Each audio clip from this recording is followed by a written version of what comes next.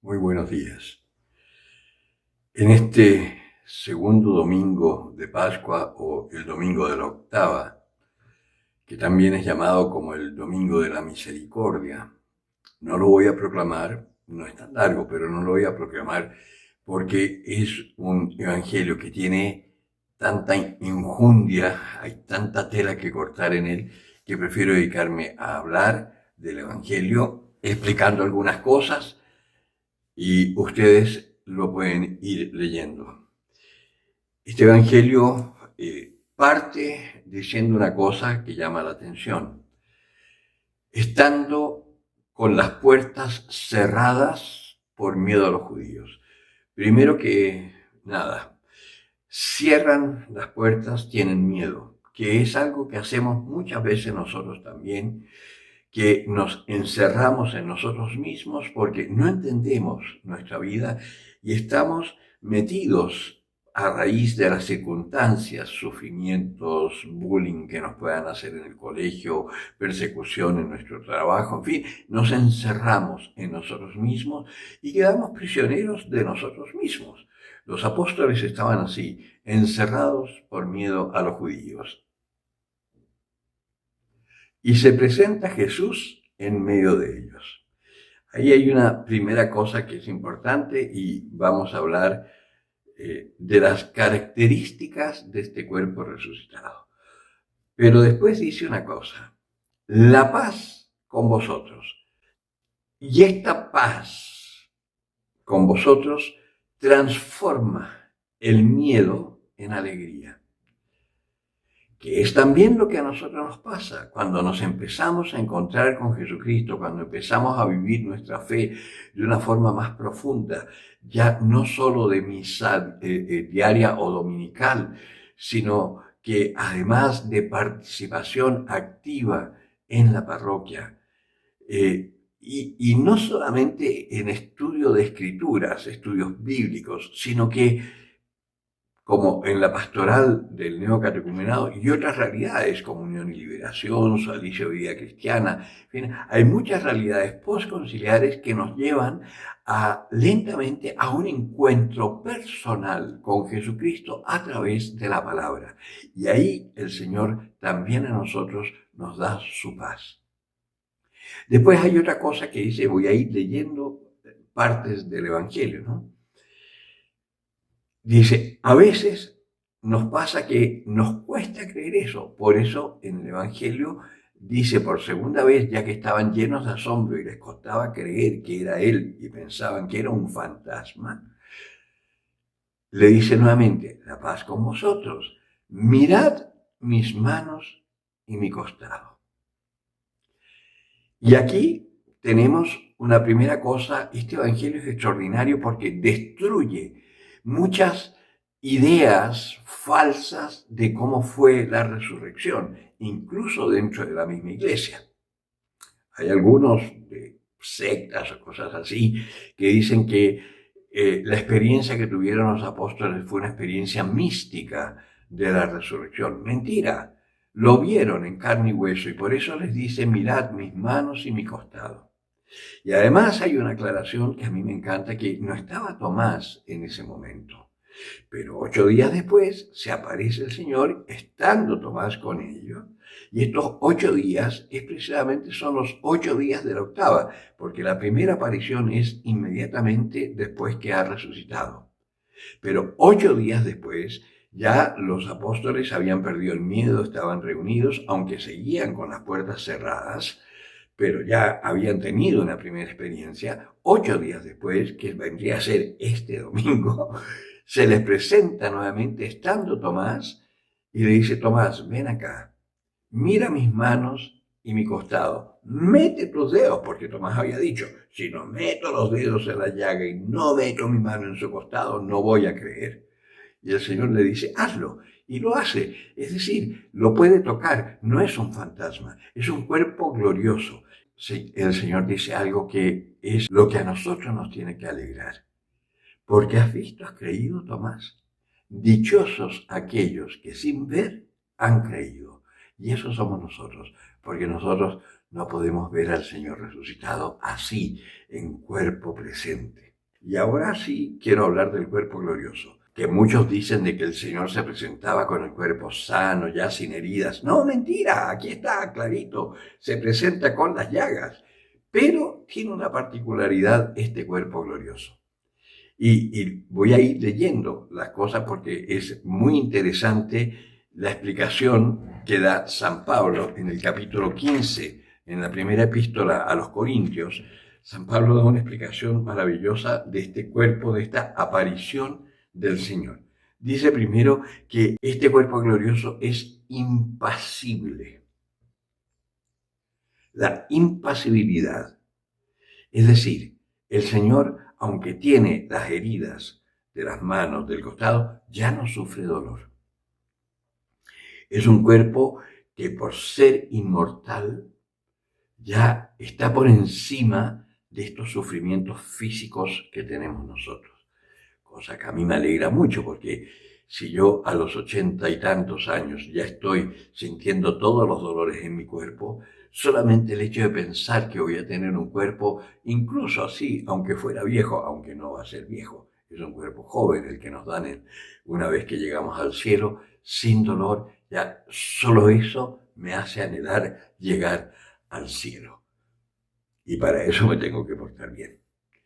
Tengo que buscar siempre la voluntad del Señor y cuando caigo, arrepentirme, confesarme y así estar preparado para cuando llegue el momento, en el momento justo y poder entrar al descanso de mi Señor. Primera cosa, impasibilidad. Lo segundo, que es muy importante, claridad. Esa claridad es un resplandor o una belleza distinta. Y nosotros eso, si hemos tenido la suerte de encontrarnos con gente muy espiritual, gente realmente santa y que los hay en vida, y en esta época los hay muchos, y yo he conocido por lo menos a 3. Cuando uno se topa con esta gente, tienen algo que es diferente. El padre Mario Pezzi, por ejemplo, es un hombre que tú lo ves e irradia algo. San Juan Pablo II, tú estabas con él y había algo en él que era como, no es que largara rayos de luz, como hay unas imágenes de Moisés que en estos cachitos que tenía salían unos rayos de luz. No, es una claridad, pero sí, Moisés tenía que taparse con un velo el rostro porque su rostro brillaba. Es esa impasibilidad con ese esplendor, con esa claridad de un cuerpo que fundamentalmente lo que transmite es paz. Esa luminosidad interna que aflora, que se ve en los ojos, que se ve en la piel, que se ve en la actitud pacífica. Carmen Hernández, por ejemplo, la compañera de Kiko Argüello en este camino, que ya es sierva de Dios. Carmen era una mujer increíble, no era una mujer bonita de cara, digamos casi más bien fea. Sin embargo, irradiaba una ternura. Sus ojos eran unos ojos pacíficos. Y era una mujer así siendo tan fuerte que hablaba cosas duras, pero era como una madre cuando nos vino a visitar al seminario. Era impresionante la ternura que irradiaba. Esa es la claridad llevada a su máxima expresión en el cuerpo glorioso del resucitado. Después, lo otro que viene es una agilidad. Vale decir, una persona que puede moverse, movilizarse sin necesidad del uso de sus pies. Solamente con el deseo puede estar aquí y allá en un mismo momento, en un instante, en un pestañear de ojos, como también dice en algún momento San Pablo, que será nuestra resurrección. De esa misma forma también es el movimiento de este cuerpo. Y por último, que es la sutileza, que es el dominio total del espíritu sobre el cuerpo. Cuando el espíritu ya está manejando el cuerpo, este cuerpo se vuelve absolutamente sumiso a la acción de Dios. Y eso lo podemos empezar a experimentar aquí en la tierra, en la medida en que nos vamos acercando al Señor y nos vamos haciendo uno con Él. Y en esta sutileza también podemos ver por qué el cuerpo del Señor se presenta en medio de los discípulos estando las puertas cerradas. Porque la sutileza tiene otra particularidad que es fantástica.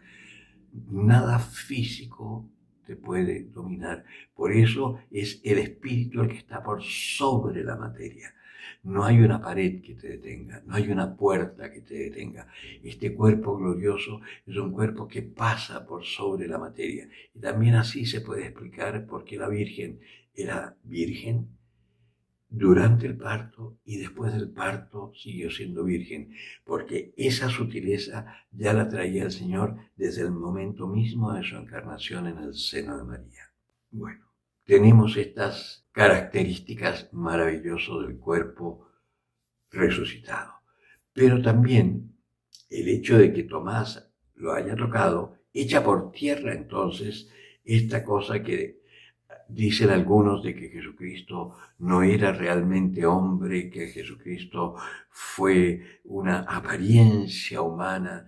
Y entonces, si fuese así, vana es nuestra esperanza, porque significa que Jesucristo no ha resucitado, que Jesucristo no murió, y si Jesucristo no resucitó, vana es nuestra fe, dice San Pablo. Entonces, este domingo es extraordinario porque nos permite creer algo que es histórico. Si nosotros leemos los evangelios, los relatos son todos distintos, lo que significa que cada cual explicó, según lo que él había visto y entendido, explicó la resurrección.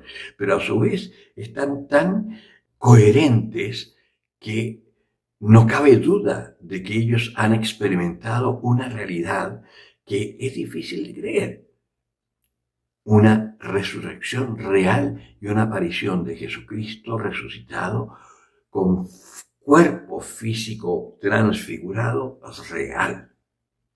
Y por último, lo más importante de todo, por eso es de la misericordia, sopló sobre ellos y les dijo: id por el mundo y perdonad los pecados, y a quienes se los perdonéis les quedan perdonados, y a quienes se los retengáis les quedan retenidos. Y ahí echa por tierra otra de las teorías de los que se dicen cristianos, que la Iglesia no puede perdonar los pecados. Pues aquí está. Este Evangelio es la prueba primera y principal que la Iglesia tiene el poder de perdonar los pecados, porque Jesucristo les dio ese poder.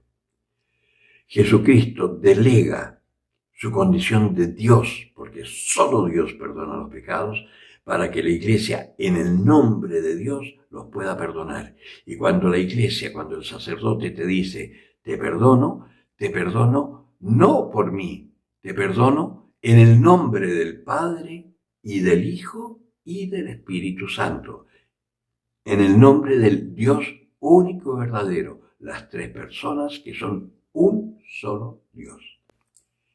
Es un evangelio con mucha enjundia, por eso me he demorado, perdonen lo largo, pero espero que les ayude a comprender este misterio extraordinario, maravilloso del amor de Dios, de su pasión, su muerte y su resurrección, que nos abre las puertas a la vida eterna, nosotros que las habíamos perdido por culpa del engaño del demonio.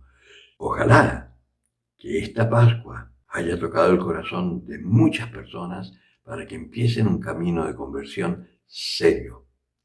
Y ojalá, ahora que en distintas partes del mundo, en las iglesias en donde está la pastoral del neocatecumenado, se están abriendo nuevamente catequesis para poder entrar a recuperar la conciencia total de lo que es nuestro bautismo y las gracias que el Espíritu Santo nos da a través de él, podamos empezar a llevar entonces una vida completamente diferente, plena, que será luz para las naciones que hoy están tan perdidas, metidas en la guerra y en intereses mezquinos que llevan al hombre a la destrucción y no a la vida.